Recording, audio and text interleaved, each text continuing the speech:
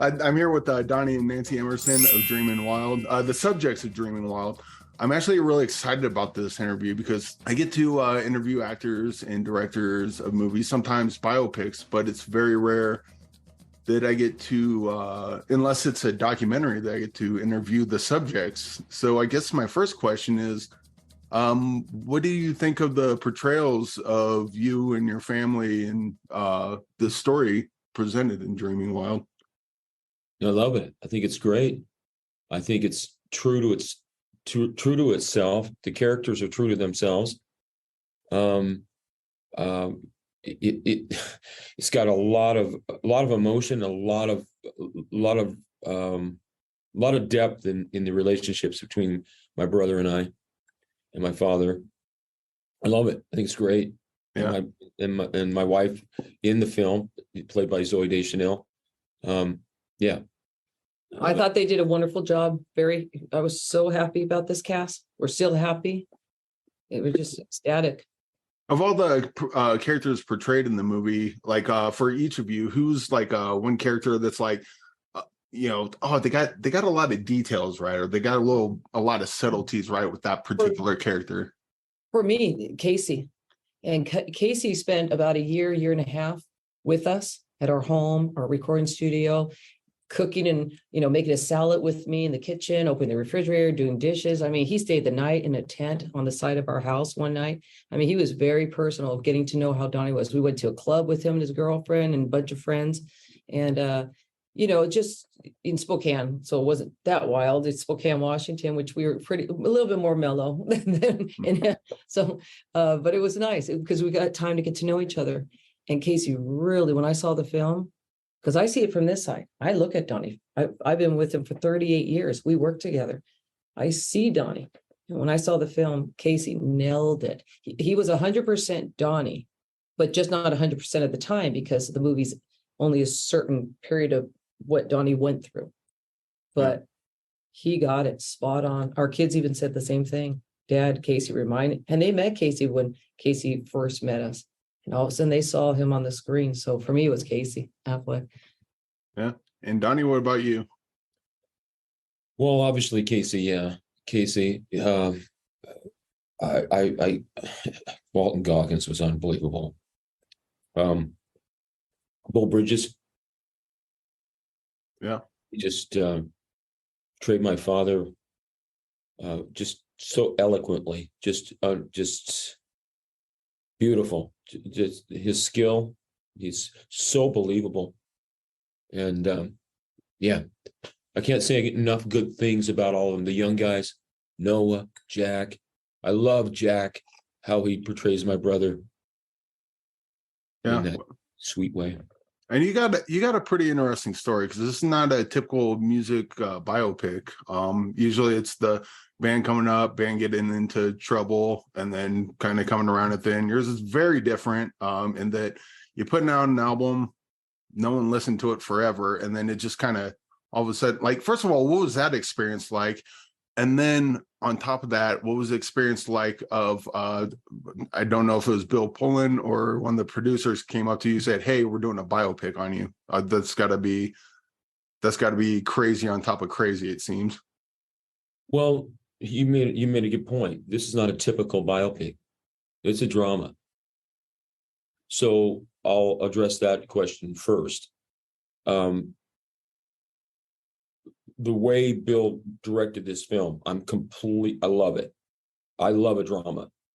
I don't like things that are just so flashy and all this stuff. I mean, it's okay, it's all good, but I like realism, and some of that stuff's real, but I know this was real. We had we're real people. We're just real people and everything. So now going back to the first question about what it was like when the music broke loose,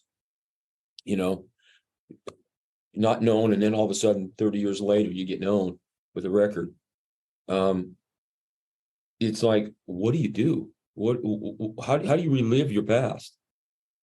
And that dilemma of you just want to move on, okay, but then you feel guilty because if you keep moving on, you can't, especially in this film, we lost so much of the farm over the decisions I've done. and my family as well, both of us, I was like, wow, this is so cool that the music is now my father and my mom are going to be able to get, their finances back, even though it was an investment on my dad's part. He believed in us from the get-go.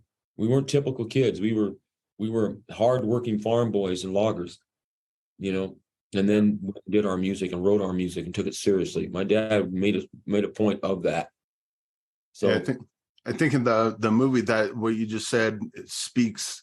It comes through loud and clear in the movie where after you play that show and your character has that breakdown, and you start yelling at Joe, and it's like, on one hand, it's like, dude, that was a great show, and on the other hand, like, I'm totally with your journey. It was like, dude, if this show doesn't go perfect, I don't get to go on tour, and everything my dad sacrifices for not, and this cannot happen. And that just came out.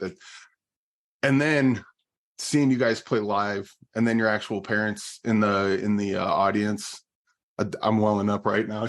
Just thinking that's such a beautiful moment. Oh, thank you so much for saying that, because that's going to be in my mind and in my, that I'll never be able to.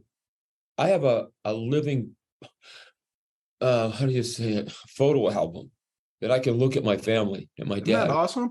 the rest of my life. And my kids and my grandkids, if I have grandkids. What can I say? And his dad just turned 92 a couple of weeks ago, and he's seen, the mother just turned 89. My mother's 89. So it's how nice that they get to have this experience. They're like rock stars. His mom and dad are like rock stars right now in Fruitland, Washington. I'm sorry, when you said that about that scene, you nailed it. Because the journey doesn't end there. Yeah. It continues, and you have an obligation to the fans and your new fans and the people that have grasped the music to do it the best you possibly can. And you can't let them down. Yeah.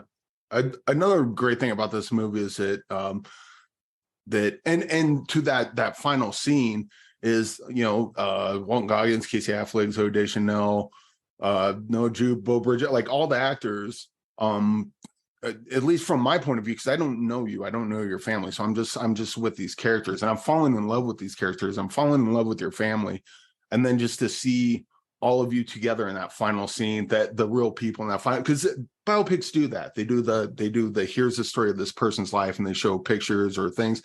But they had you guys like actually playing a song and hanging out, and it was like a really great atmosphere. It just made me want to come and hug every last one of you. That's so sweet. That is so awesome, and I'm so glad you've connected to that. That's what we wanted with the song. With the song, the song that Nancy and I wrote together. When we said "When a Dream is Beautiful," it's just, we wrote that song for the film. We wrote it for each other. We wrote it. We were really, really thinking. We thought out what, we were really thinking what we could do with this song, how we could present it. A lot of people were depending on this song, but we said, we just got to write the song. So when people hear the film, it's for the people, it relates to everybody when you listen to the lyrics. Yeah. Also, is Joe still playing with you? Because in the movie, it seemed as if, because there was also that back and forth where with your character, it's like, well, I gotta play with Joe and he's my brother, and I can't, I've been playing with Nancy, she should be the drummer, but they want Joe, but he's my brother, I can't kick him out. And then from Joe's perspective, it's like, I don't know if I'm up for this, but I can't let my brother down. So there's that kind of push and pull, like you both need to say something to each other, but you're too afraid of hurting each other's feelings or letting each other down. What was that like in real life, and what was that like seeing that portrayed on the screen? It's spot on. I can tell you that much. I says,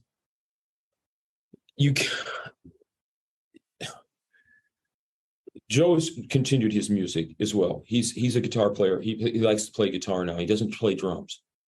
But at that time period, you just don't give up drums, and then expect to be a drummer 30 years ago. And then, I'm going to be a drummer now. And I'm going to come back in and play drums. It's not going to happen. You lose your chops. You can't, there's no way you can do it.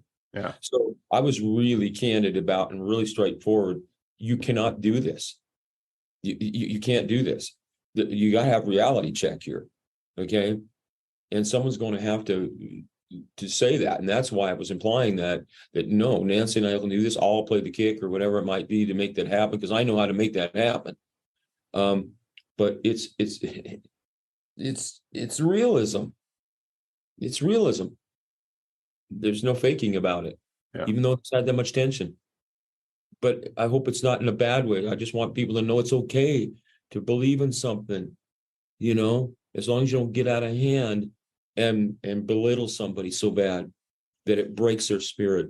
And he has always known that, you know, he plays with Joe sometimes, he plays with me sometimes, but it got to be to the point where we started connecting more, and Donnie did start playing the bass drum while playing guitar, and I play the snare. And then, you know, so when he does play with Joe every once in a while, he'll actually play the drums now, and Joe plays the lead guitar, but they do it for fun. We just had a concert, him and I, in LA with some other players. And we have a show tonight and a few of them. So he's, Well, Donnie, Nancy, thank you for joining me. The movie comes out August 4th. I hope in theaters, which is rare for movies like this. I know. But I hope everyone gets a chance to see it. And I look forward to seeing, I hope you guys, I live in Colorado Springs, so hopefully you guys tour around here sometime soon. I'd love to watch you guys live and get a beer with you maybe, but. We love Colorado. Oh, sweet. But yeah, I love the movie, love you guys, love your music, and look forward to hearing more from you guys soon. I just want to say thank you for going into those scenes and really understanding those things and taking your time to understand it. Thank you so much. Yeah, it's my pleasure. Thank you much. And another one.